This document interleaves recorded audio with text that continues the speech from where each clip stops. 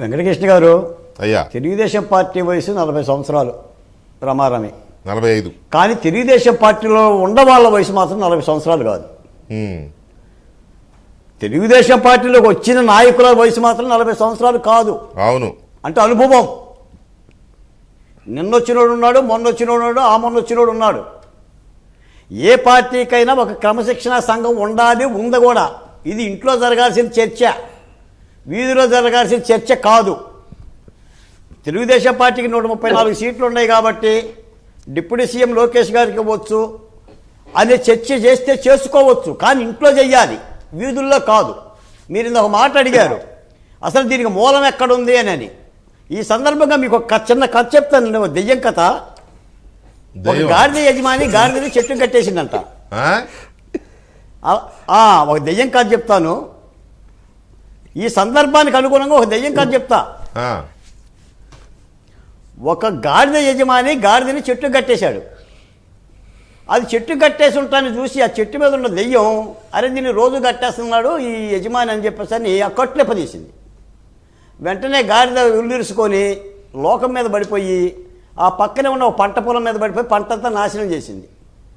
దాంతో ఆ రైతు యొక్క భార్య చూసి గొడ్డలతో గాడిదని చంపేసింది. గొడ్డలతో గాడిదని చంపిందని చెప్పేసి మన గాడిద యజమాని రైతు భార్యని చంపేశాడు. రైతు భార్యని చంపేశాడని రైతు గాడిద యజమాని చంపేశాడు.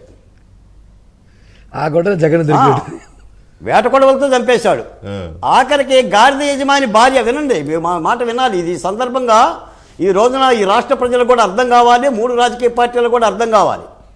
అంటే అప్పుడు ఆ గాడిద యజమాని భార్య భర్తను చంపారని చెప్పేసానని రైతు ఇంటికి నిప్పిపెట్టింది. నిప్పిపెట్టిందని కోపంతో మళ్ళీ కల్లెర్ర చేసేసి వేట కొడవలతో గాడిద యజమాని భార్యని 2 పిల్లల్ని నరికేశాడు. కాసేపు ఆగి తేరుకొని ఆ రైతు దెయ్యం దగ్గరికి వెళ్ళి వీళ్ళంతా ఏ పాపం చేశారని నువ్వు ఇలా హత్య చేశావని ఆ దెయ్యాన్ని అడిగిండు. అప్పుడు ఆ దెయ్యం అంది, నేనెవరినన్నా హత్య చేశానా, కేవలం గాడిద ఉందని నేను కట్టిప్పాను, మీలో ఉన్న దెయ్యాలే మిమ్మల్ని నరుక్కుని అని చెప్పింది. అంతే. అందుకని ఒక సోషల్ మీడియాలో వికృతమైన ఈ చర్చ ప్రజలు ఆలకిస్తున్నారని గమనించాలి.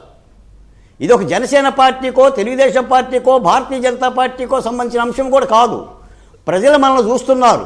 మనం ఎలా వచ్చాము, ఏం చేస్తామని వచ్చాము, ఏం సాధిస్తున్నాము, ఏం మాట్లాడాలి, ఎక్కడ మాట్లాడాలి, ఎవరు మాట్లాడాలనేది కూడా పట్టించుకోవాలి. చంద్రబాబు నాయుడు గారి ఇజ్జత్తును తగ్గించే కార్యక్రమం ఎవరు చేసినా తప్పు అవుతుంది. ఒక అడుగు ముందుకేసి చాలామంది చంద్రబాబు నాయుడు గారి మీద కూడా ఇబ్బంది పెట్టే వ్యాఖ్యలు చేస్తున్నారు. అది ఆ పార్టీకి కూడా సరైనది కాదు. ఈ రోజున తెలుగుదేశం పార్టీ 40 ఏళ్ళుగా ఆంధ్రప్రదేశ్లో ఉందంటే కారణం చంద్రబాబు నాయుడు గారే.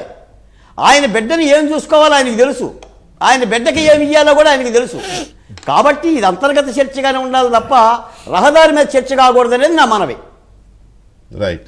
నిజానికి గఫూర్ గారు, ఇప్పుడు రాష్ట్రంలో జరగాల్సిన చర్చలు కానీ, రాష్ట్రంలో టేకప్ చేయాల్సిన ఇష్యూస్ కానీ ఏంటి, ఈ జరుగుతున్న ఇదేంటి?